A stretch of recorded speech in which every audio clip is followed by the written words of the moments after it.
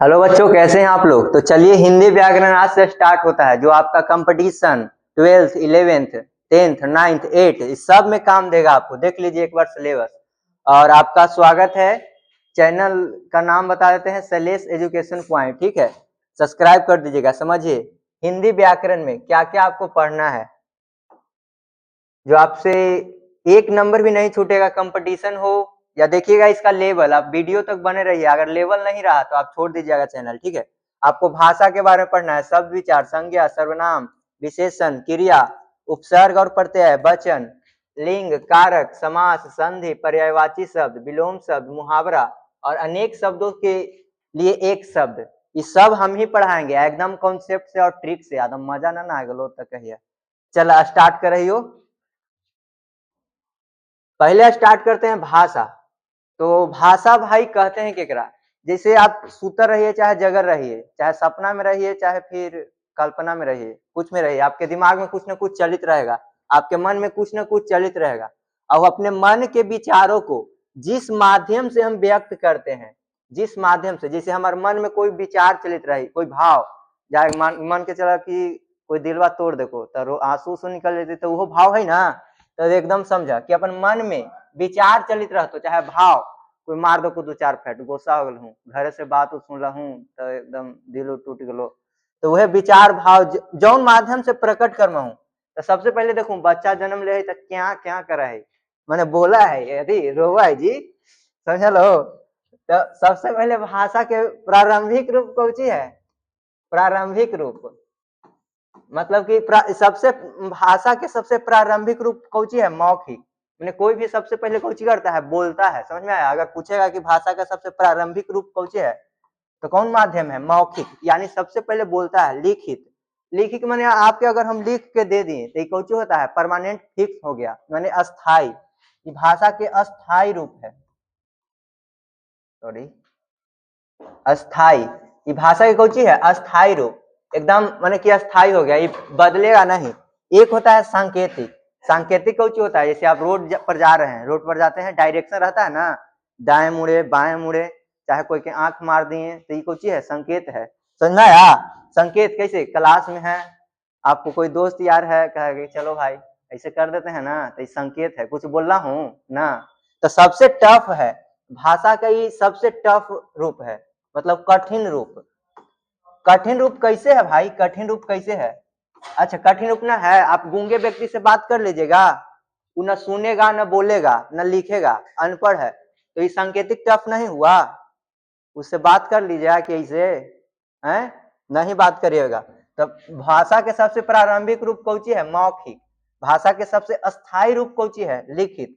और भाषा के सबसे कठिन रूप सांकेतिक। माने अपन मन के विचार, चाहे इंग्लिश में तू बोला, चाहे संस्कृत में बोला, चाहे हिंदी में बोला, जैसे जौन माध्यम से व्यक्त कर ओकरे भाषा बोले।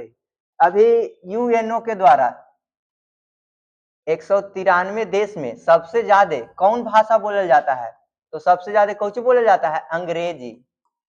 वर्ल्ड में सबसे ज्यादा कौची बोला जाता है, अंग्रेजी। दूसरा में मंदारिन भाषा बोला जाता है, कौची, मंदारिन। ये चीन के भाषा हुआ भाई, ये चीन के। आ समझी था, तीसरा में हिंदी हुआ, गर्व करके बात ना है, बताऊं तो हिंदी ये तीसरा नंबर पर बोला जा हवा पूरा विश्व में। समझ में लो, 193 देश में, एकदम गर्व के बात हुआ, एकदम सर्वश्रेष्ठ भाषा। ठीक है। अच्छा, हिंदी बोला हूँ तो हिंदी में देखो आधा उच्चारण आधा के प्रयोग हुआ है, अंग्रेजी में आधा उच्चारण आधा, ये लिख दम हूँ। हिंदी सर्वश्रेष्ठ कैसे है, सर्वश्रेष्ठ भाषा कैसे है, एकदम सर्वश्रेष्ठ या उत्तम भाषा। ऐसे देखूं कैसे कोई बड़ा हथिन तो कहिए आप इधर आइए ना, और छोटा रहे तो तुम ले ले आओ बाबू पानी ले ले आओ। और कोई बड़ा इंग्लिश में, तो इंग्लिश में यू, बड़ा के लिए यू और छोटा के लिए भी यू, तो ओकरा में हो गए आदर, बड़ा के भी यू कही था, छोटो के यू। अच्छा, ये लैंग्वेज बा सही लगी था, हमने कहा करिए गांव देहात के लड़के नहीं था। तो समझो हिंदी कितना सर्वश्रेष्ठ है। एक में आधा उच्चारण के भी प्रयोग हो, हिंदी में, अंग्रेजी में आधा ये लिख दम हूँ, और दूसरा के लिए सर्वश्रेष्ठ के आदर के लिए प्रयोग किया जाता है। समझ में आया। तो अगला चलते हैं, एकदम मजा ना आ जातो ना तो क्लास छोड़ के ना भागिए।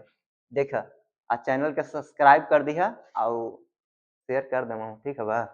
व्याकरण, व्याकरण टूटता है बी प्लस आ प्लस करण में। माने जौन भाषा में विशिष्टता है, पूर्णता जिस माध्यम से आए, जो भाषा दम विशिष्टता पूर्णता, यानी कि उदम क्या कहियो कि व्याकरण एक ऐसा माध्यम है ना, ऐसा माध्यम से व्याकरण के माध्यम से माने जौन भाषा में विशिष्टता तो पूर्णता तो यानी वो पूर्ण भाषा हो, ठीक है बा। व्याकरण के माध्यम से भाषा में शुद्ध शुद्ध बोलना, लिखना एवं पढ़ना आता है। केकरा माध्यम से आता है? व्याकरण से। अगर शुद्ध शुद्ध नहीं आएगा तो मान के कोई लड़का है तो है कि वह जाति है, लड़का के बोल दीजिए वह जाति है, चाहे कोई बाहर से कमा के आया तो ना कहता है डिंग डोंग मारता है कि तेरे को मेरे को, मैं तेरे को मेरे को हिंदी में प्रयोग होता है, तो कुछ व्याकरण उसको नहीं आता है, समझ में आया। तो व्याकरण के माध्यम से कुछ करते हैं, भाषा को शुद्ध शुद्ध बोलते हैं, लिखते हैं और पढ़ते हैं। किसके माध्यम से? व्याकरण के माध्यम से। व्याकरण में बी आ प्लस आ उपसर्ग हवा, शब्द के आगे लगा है उपसर्ग, प्रत्यय शब्द के पीछे। अब समझा व्याकरण के प्रकार के गो होगा? 5 गो। ये मुख्य रूप से 3 गो ऐसे होगा है, ये तीनों वर्ण विचार, शब्द विचार और वाक्य विचार। ऐसे मुख्य रूप से 3 गो, लेकिन ऐसे 5 वर्ण विचार, शब्द विचार, वाक्य विचार और चिन्ह विचार और छंद या अलंकार विचार, ठीक है बा। अच्छा यही जी स्क्रीनशॉट तो नहीं ले हूँ, ले ला, ठीक है बा। इहो क्या स्क्रीनशॉट ले लूं, ले ला, ले ला स्क्रीनशॉट लेते जाइए, कलम कॉपी लेके बैठा, ठीक है बा। देख सबके स्क्रीनशॉट ले ला बाबू, न तो फिर पछताएबा। ये सब हम ही पढ़ाबो एकदम मजा के साथ। सब्सक्राइब कर दी है, रोज एकदम वीडियो है तो ठीक है बा। चलते हैं, व्याकरण के प्रकार हो गया। अब वर्ण विचार हम लोग पहला कुछ पढ़ेंगे, वर्ण विचार यानी टोटल के गो वर्ण होता है, टोटल वर्ण की संख्या कितना है? 52। अरे कखा गगा बचपन में ना पढ़ हूँ है, वही सब ना के वर्ण कही थी आई आई सब पढ़ला है ना, तो ओकरे वर्ण का है। वर्ण किसको कहते हैं? किसी भाषा का वह सबसे छोटी इकाई जिसका और खंड या टुकड़ा नहीं किया जा सकता। मैंने ये भाषा की सबसे छोटी इकाई है, समझ में आया। ये देख रहे ना इंग्लिश में पढ़वाऊं तो लेटर कहते जी, कि लेटर, समझ में आया। तो वर्णों के समूह को वर्णमाला कहेंगे, ऐसे में कहेगा कि लेटर के समूह को कुछ कहते हैं? अल्फाबेट। तो हिंदी अगर हिंदी पढ़ते हैं तो आपका अंग्रेजी भी ठीक हो जाएगा, ठीक है।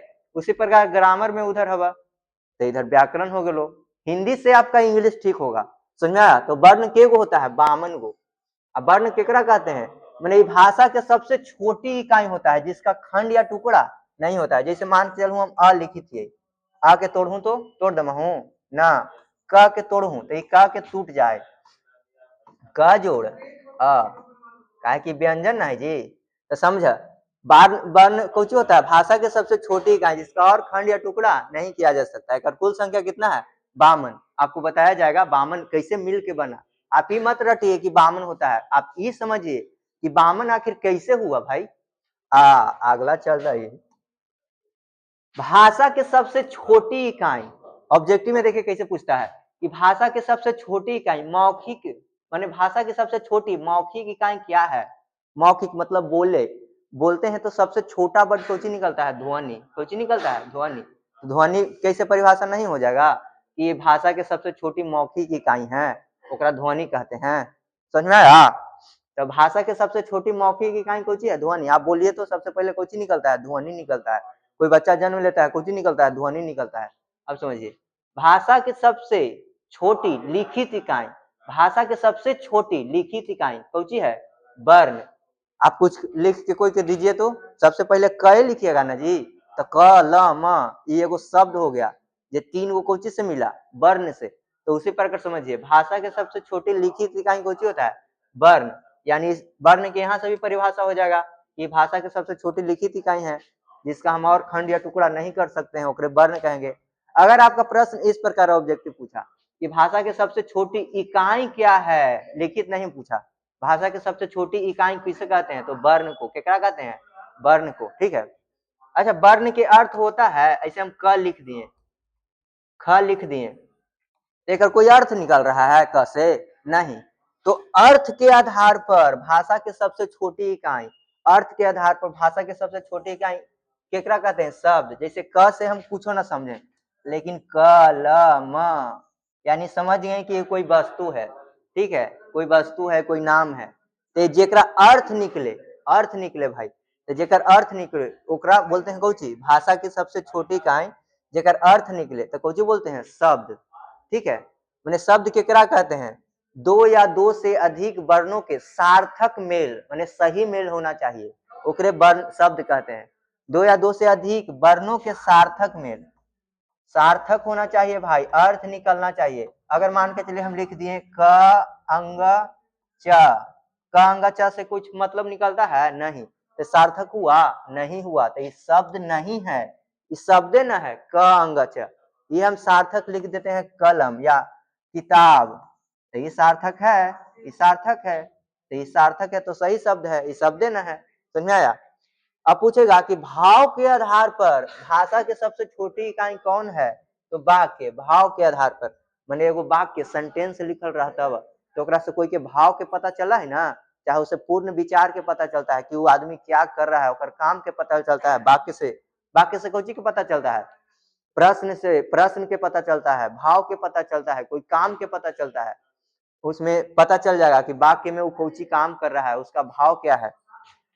तो आगे चलते हैं, बने रहिए एकदम मजे के साथ। वर्ण के प्रकार, उच्चारण के आधार पर, वर्ण के प्रकार के, तो उच्चारण के आधार पर वर्ण दो प्रकार के, उच्चारण ने बोला हूं ना, तो वह उच्चारण होकर कहा जाए। ठीक है बा, इंग्लिश में प्रोनाउंसिएशन। ठीक है बा, तो वर्ण के प्रकार के गो, दू गो, स्वर वर्ण और दूसरा व्यंजन वर्ण, के गो, दू गो, स्वर और व्यंजन, माने वैसा वर्ण जेकर उच्चारण में, जेकरा बोले में कोई दूसरा वर्ण के सहायता न लेवल जाते। ठीक है ना, वैसा वर्ण जिसके उच्चारण में कोई और वर्ण की सहायता नहीं लिया जाएगा, ओकरे बोलते हैं कौची, स्वर वर्ण। एक संख्या कुल कितना है, 11 गो। अच्छा कोई पूछतो कि 11 गो होगा है, हम बोले 13 गो होता है, कोई बोलेगा 10 गो होता है, तब तो आप क्या जवाब दीजिएगा। तो अगर आप संस्कृत पढ़ते हैं तो उसमें स्वर वर्ण की संख्या क्यों होता है, 13 गो, के गो, 13 गो।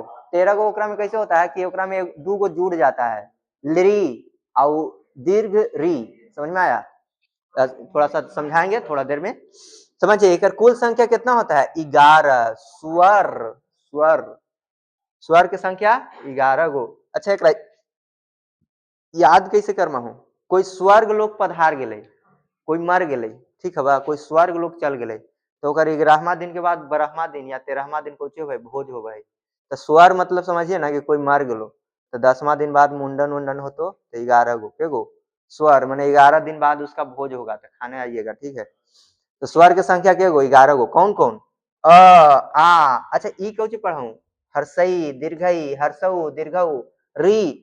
अब तोरा कंफ्यूजन दूर कर देबा, एकरा में दू तरह के री होवा है, एगो ई वाला आ एगो ई वाला। तो ई वाला कौन री है, आ ई वाला कौन री है, ई वाला हवा हरास्व, ई हरास्व री हवा, आ ई दीर्घ री हवा, दू गो री रहा हवा, हरास्व और दीर्घ। समझ में आलो, तो ये कौन री है, हरास्व री है। समझ में आया, तो अ आ हर्षई दीर्घई, हर्षऊ दीर्घऊ, री ए ओ औ, ये हवा 11 गो स्वर। समझ लो, एकरा बोले में कोई और वर्ण की सहायता नहीं लिया जा सकता है। चलते हैं इसको खंडित करते हैं, तोड़ते हैं। तो आ के कैसे तोड़ा है, अ प्लस अ बोला है तो आ होवा है, अ प्लस अ बोलबे तो कुछ होते आ, यह दीर्घ ई, तो हर्षई और हर्षई जोड़ दे तो दीर्घ ई होवा है, आ यह दीर्घ उ, तो हर्षऊ हर्षऊ दोनों जोड़ दे तो कुछ है दीर्घ उ, आ ए अ जोड़ हरस्व ई, तो ए कैसे होता है, अ जोड़ ए तो कुछ हुआ ए, ओ अ जोड़ हरस्व उ तो ओ, औ अ जोड़ ओ से बनता है औ। इसको ध्यान में रखिएगा, ठीक ना, एकदम ध्यान से समझिए, पढ़िए। आप ही हैं जो अपना घर की स्थिति को सुधार सकते हैं, बाकी तो आप नहीं पढ़िएगा तो ठीक है। अब समझिए 11 गो स्वर है, एक प्रतीक कुछ होता है, प्रतीक मतलब इसको कैसे डिनोट किया जाता है, समझाया। तो आ के कैसे करते हैं, जैसे हमको क से का लिखना है, क हो गया तो क से क प्लस आ तन हुआ का। समझ में आया, तो क आ के एगो हलंत सोझा पाई नहीं है, आ ई के दीर्घई इसका प्रतीक होता है हर्षई, दीर्घऊ हर्षऊ री नहीं लिखते हैं, जैसे हमको कका की में क्री लिखना है तो यह होता है लरी, ठीक है, नीचे र के अति मात्रा लगता है, समझिए। एगो, ए जब भी होता है जैसे के, तो ये हुआ एगो प्रतीक, कै, को, कौ, समझ में आवी था प्रतीकवा। तो एक बताओ ये सब व्यंजन है तो स्वर के सहायता लेवल जल गए ना, तो स्वर की संख्या के गो 11 गो, एक उच्चारण में बोले में दूसरा वर्ण की सहायता नहीं लिया जाता। दूसरा वर्ण कौन, व्यंजन है नहीं दूसरा वर्ण जी, कि तू अपने आविष्कार कर लूंगे कोई कर दूं ना, नया नया वैज्ञानिक भारत से पैदा जड़ी हूँ है ना, कितना इस सब तो हवा अपने भारतीय के। आगे चल रही हो, स्वर वर्ण के प्रकार, स्वर वर्ण के प्रकार ऐसे मुख्य रूप से दो गो होता है, ह्रस्व और दीर्घ, ह्रस्व और दीर्घ, समझ में आया, के गो मुख्य रूप से दो गो, ह्रस्व और दीर्घ। जिस स्वर वर्ण के उच्चारण में बोले में कम समय लगेगा, ठीक है, ओकरा ह्रस्व बोलेंगे, आ जिस स्वर वर्ण के उच्चारण में ज्यादा समय लगता है, उच्चारण बोलबे ना तो ज्यादा समय लगता है, ज्यादा समय कैसे लगता है, रट्टा ना कर ला, एक कुल संख्या हो 4 गो, जैसे अ बोलूं अ कम समय लगल, यह बोलूं आ तो कोई चीज ज्यादा समय लगी था, हर्षई ई उ री ए ओ औ, ज्यादा समय लग रहा है ना, एक संख्या के गो 7 गो, पढ़ा ध्यान से, हंसी उसे मत करा, समझ में लो। स्वर के ह्रस्व की संख्या 4 गो, अ हर्षई हर्षऊ हर्ष हर्षई री, और एक संख्या 7 गो, आ दीर्घ री दीर्घी दीर्घऊ ए ओ ऑब्जेक्टिव में देखिए पूछता है ना संयुक्त स्वर की संख्या के गो होता है, तो 4 गो, कौन कौन, ए ओ यह संयुक्त स्वर, ध्यान से सुनिएगा, स्वर हम बोल रहे हैं संयुक्त व्यंजन नहीं, संयुक्त स्वर की संख्या के गो 4 गो, ए ओ ऑब्जेक्टिव ध्यान में रखिएगा, इसका संख्या के गो 7 गो, जेकर उच्चारण में बोले में ज्यादा समय लगेगा, ठीक है। आगे चलते हैं, प्लुत स्वर, समझू एगो इहो प्रकार है प्लुत स्वर, माने जिस वर्ण के उच्चारण में जेकरा बोलबे ना तो दीर्घ से ज्यादा समय लगते, दीर्घ से ज्यादा समय लगता है, जैसे आप ओम के उच्चारण करते हैं, करिए तो एक साथ ओम, देखो उच्चारण करे में कोची लगी थे, ज्यादा समय लगी थे, दीर्घ से, केकरा से, दीर्घ से, तो एकरा होम। अच्छा तू देखलाऊ है अभी होली के टाइम होगा, ठीक ना, तो चैतार उतार चैत में ना होगा जी, तो चैतार गवावे सर सर, देखो कितना दूर तक जा है ना, तो ये हो गई कौची प्लुत स्वर, सलेसर हंसी था तुम, ठीक बा ना, आयोग बा, आयोग बा। अच्छा सलेसर कंपटीशन के खोलल कौन है ना, 20 फरवरी से नया बैच हवा, आहू ना, ठीक है बा, आवा हमू पढ़ा दे भाई, हमू पढ़ावे जी। आयोग बा, आयोग बा केकरा कहते हैं, अनुस्वार यानी अन और अह, अनुस्वार और विसर्ग को कोची कहते हैं, आयोग वाह कहते हैं, यानी कि एकर संख्या के गो है 2 गो, अन और अह कोची है, आयोग वाह है। पूछता है कि निम्नलिखित में कौन आयोग वाह है, तो अन और अह, चाहे पूछे यही रहेगा अनुस्वार और विसर्ग, ठीक है। आगे चलते हैं भविष्य की ओर, तो आपका यही तक था, अगर अच्छा लगा हो तो चैनल उन्हें सब्सक्राइब कर दीजिएगा, ना तो अनसब्सक्राइब तो करना पड़ेगा अगर अच्छा नहीं लगेगा तो, ठीक है, अच्छा लगेगा तो पूरा दम दबा दीजिएगा, जो चीज मिलेगा वो चीज, ठीक है। तो आज तक यहीं, बाकी रोज कंटिन्यू वीडियो डलाएगा, पूरा स्वर आज खत्म, उसके बाद आपको व्यंजन के रूप में कल पढ़ाएंगे, व्यंजन के प्रकार। जय हिंद।